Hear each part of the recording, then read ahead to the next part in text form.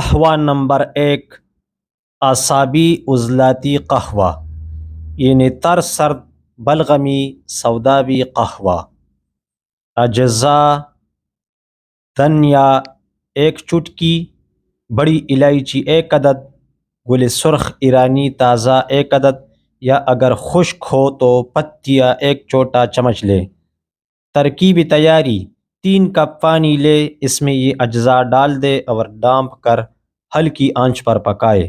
جب پانی 1 کپ رہ جائے تو اس کو چھان لے اور اس میں براؤن شوگر یعنی گڑ یا شہد ملا کر گرما گرم نوش کرے۔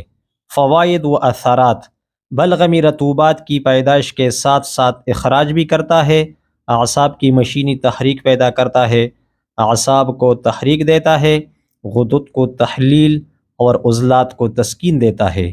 مولد بلغم، مسکن سودا و محلل صفرا ہے۔ استعمال: اس کا استعمال صبح شام یا شدید مرض کی حالت میں صبح، دوپہر، شام یا صبح، دوپہر، شام اور رات کو یعنی 4 وقت بھی کیا جا سکتا ہے۔